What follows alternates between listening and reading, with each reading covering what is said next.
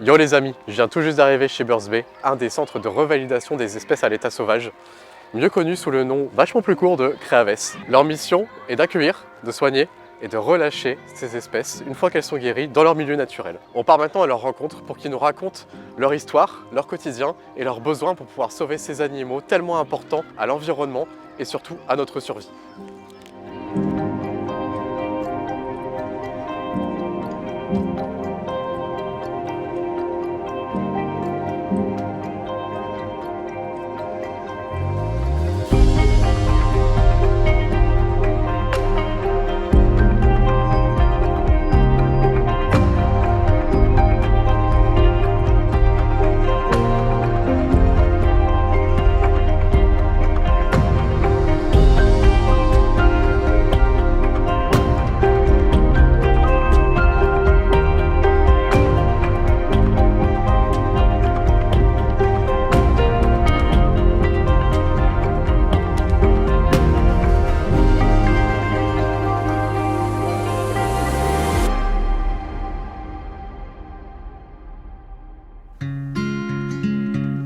Bonjour, bienvenue à Birds Bay, au Bois des Rêves, à Ottignies. Nous sommes ici donc dans le bois depuis maintenant une quinzaine d'années. Avant, on se situait à La Hulpe. Moi, c'est Bénédicte, voilà. Je suis ici bénévole depuis presque 9 ans et maintenant, je suis vice-présidente depuis 6 mois. Avant ça, je faisais déjà partie du conseil d'administration et de l'AG. Les gens qui trouvent un animal chez eux dans leur jardin en détresse, qui ne vole plus ou un hérisson en pleine journée, des choses qui ne sont pas normales, ils nous téléphonent. Suite à ça, on leur dit ce qu'il faut faire et puis ils nous l'apportent ici. Voilà, maintenant je vais vous montrer où l'accueil se fait quand la personne nous apporte l'animal et ce qui va suivre. Voilà, ça se passe par là. Pareil ici. Birds Bay est un Créaves. Donc nous sommes repris comme centre de revalidation des espèces animales vivant à l'état sauvage.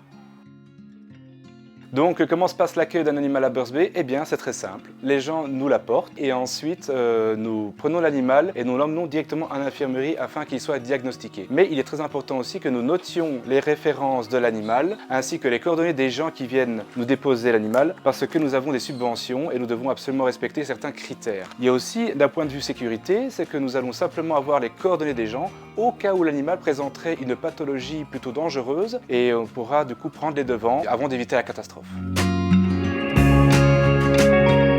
Petit détail qu'il ne faut pas oublier, à Birds Bay, nous ne pouvons pas accueillir les animaux domestiques comme les chiens et les chats. Mais maintenant, nous allons parler un peu plus bas parce que ici, juste à côté de moi, il y a la zone de quarantaine où certains animaux qui ont une suspicion sont entreposés afin d'être soignés.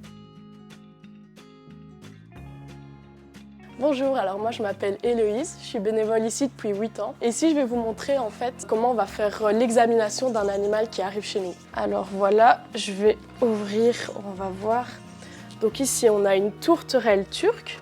La première chose que je vais faire donc c'est examiner son corps, voir comment elle va. Ici on peut voir directement qu'elle a des plumes qui lui manquent à l'arrière, donc au niveau du croupion. Donc je vais examiner ses ailes, voir si elle n'a pas des fractures et aussi regarder à l'intérieur de son bec, voir si elle n'a pas une quelconque maladie. Bon, les tourterelles sont assez stressées, mais voilà.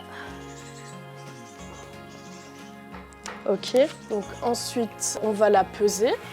C'est très important pour savoir avoir un suivi de son poids au cas où si elle perd un peu de poids durant son séjour. Voilà, donc là elle fait 139, 140 grammes. Voilà, donc là ici je vais noter sur sa fiche son poids, donc elle faisait 139 grammes. Elle va recevoir des antibiotiques et des anti-inflammatoires car elle s'est fait donc attaquer par un prédateur. Quand on a un chat, on donne d'office des antibiotiques au cas où une bactérie pourrait se développer. Alors voilà, là j'ai posé un diagnostic, maintenant ça va être au tour de l'assistante vétérinaire de lui prodiguer les soins nécessaires. Bonjour, alors je suis Ingrid, je suis assistante vétérinaire ici depuis 1 an. Je vais regarder un petit peu comment va notre petite tourterelle qui est un peu stressée là, donc on va regarder ça. En fonction des, voilà, des blessures qu'il y a, là je vais mettre un peu d'isobétadine savon pour toujours bien nettoyer les plaies d'abord. Ensuite après je mets de l'isobétadine dermique. Alors ce sont toujours des doses qui sont diluées parce que les animaux ont une peau très sensible et c'est assez irritant l'isobétadine. Donc ça permet en général la dilution permet moins d'irritation au niveau de la peau. Et puis ensuite, je mets là une crème antibiotique et cicatrisante qui va aider vraiment. Et ça, ce soin-là va être fait régulièrement, le temps que la cicatrisation se fasse et que la peau redevienne la plus belle possible.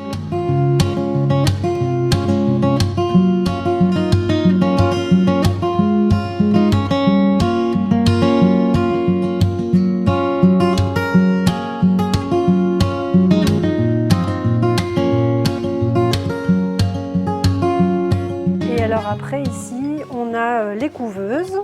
Ça, c'est vraiment les oisillons en tout début de... Il y en a certains, ils ont à peine 24 heures. Et donc là, ils ont énormément besoin de chaleur. Donc c'est pour ça qu'ils ont des couveuses ici. Et ils y restent jusqu'à ce qu'ils aient leur plume qui leur permet de faire une remise à température eux-mêmes en fait. Et donc eux aussi sont nourris toutes les 30 à 45 minutes. Voilà, toute la journée. Et là, en général, c'est de 8h du matin à 20h le soir, au moins, minimum. Parce que dans la nature, c'est à partir du moment où le jour se lève jusqu'au moment où on va se coucher. Donc voilà, c'est un peu comme ça. Et pour les nocturnes, quand on est des animaux nocturnes, on va plutôt les nourrir en fin de journée pour respecter le plus possible leur rythme naturel.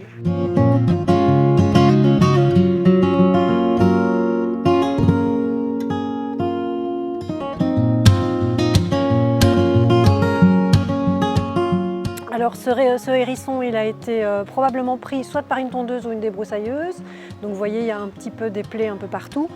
Et là, ce que je vais faire, ce qu'on fait au moins 2 à 3 fois par jour, en tout cas dans son cas, c'est une réhydratation en sous-cutanée avec du sérum physiologique. C'est vraiment pour l'aider à le rebooster. Et une fois qu'il n'en a plus besoin, on arrête la réhydratation en sous-cutanée.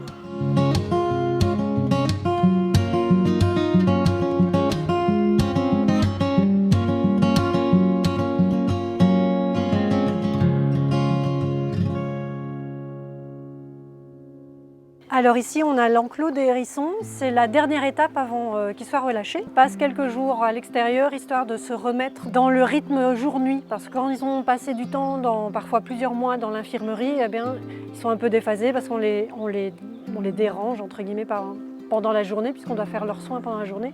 Et donc ici, ça leur permet vraiment de se remettre dans le rythme avant d'être relâchés chez des particuliers, soit les personnes qui les ont trouvés, soit chez des personnes dont on a un listing et qui ont de la place chez eux. Alors les soins des hérissons, ça se passe comment? Ça va dépendre un petit peu du type de lésion. Donc en général, un hérisson qui rentre en infirmerie, le jour de son entrée, ça prend plus ou moins 1 heure, 1 heure et demie de soins en fonction des lésions. Mais quand c'est la grosse saison, on a des gros soins à faire. Donc ça prend 1 heure, 1 heure 30 de soins, s'il y a des asticots à retirer, des choses comme ça. Et ensuite, il y a des soins journaliers et chaque hérisson est pesé. Le poids nous permet d'avoir vraiment... C'est un des seuls éléments qui va nous permettre de voir l'évolution de l'animal s'il évolue bien ou pas.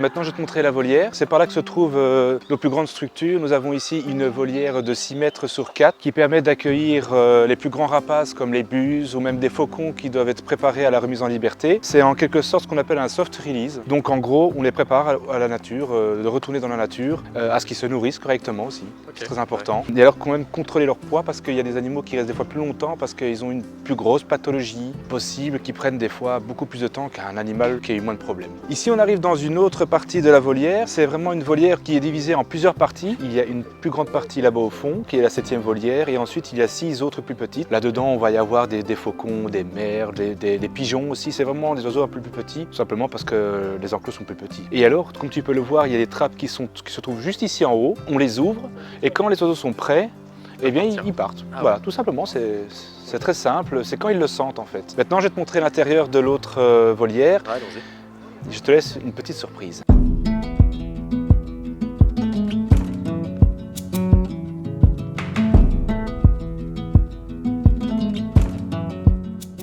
Donc tu vois ici, ça c'est la configuration classique. C'est tout ce qui est le plus simple. Il y a juste des bouts de bois pour se poser, des petits endroits à terre parce que les oiseaux qui malgré tout ont des difficultés à refaire leurs plumes. Alors on est obligé qu'ils soient quand même un peu en hauteur parce que bon, il n'y a rien à faire, il y a de l'humidité. Ouais. C'est super important pour leurs plumes et tout ça, quoi. Bien, suis-moi. On va passer dans l'autre ici.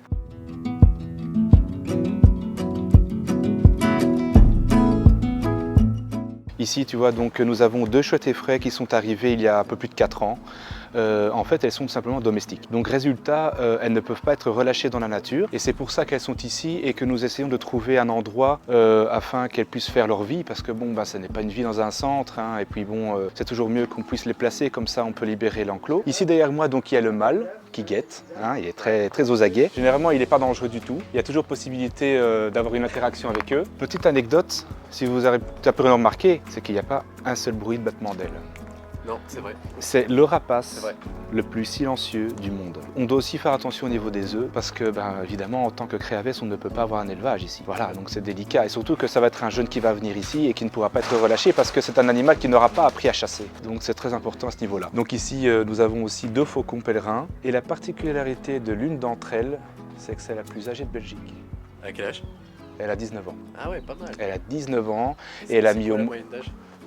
La moyenne d'âge dans la nature, il faut compter au moins 15 ans. 15 ans, 16 ans peut-être. Et alors, elle a engrangé au moins 35 petits. Et si je me rappelle bien, elle a niché à la basilique de Bruxelles. Voilà, donc elle vient de par là, elle a eu, bon, avec l'âge évidemment, hein, elle n'a plus autant les réflexes, elle a eu un mauvais choc je pense, et depuis elle ne sait plus voler, donc elle est en pension chez nous.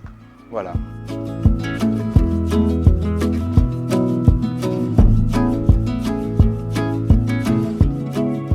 Pour que Birds Bay fonctionne, nous avons besoin de dons pour pouvoir acheter de la nourriture, des médicaments et également du matériel, comme les volières par exemple. Ici derrière nous, nous avons construit une volière grâce aux dons de personnes qui viennent apporter les animaux ou qui versent de l'argent donc sur notre compte Birds Bay. Ce sont nos bénévoles qui ont construit la volière avec ces dons. Maintenant, nous avons aussi d'autres dons comme les subsides qui viennent de la région wallonne et de la province, qui ne sont jamais naturellement suffisants pour pouvoir suppléer à tout ce dont nous avons besoin. Nous avons également une vétérinaire et une assistante vétérinaire qui sont employées ici. Donc pour ça, nous avons reçu aussi donc des dons d'une association. Maintenant, nous avons aussi besoin de bénévoles. Régulièrement, nous faisons appel à des bénévoles. Tout ça peut se faire via notre page Facebook. Vous pouvez la consulter, Birds Bay, sur Facebook, c'est très simple. Là aussi, vous pouvez voir comment, si vous le désirez, nous faire un don.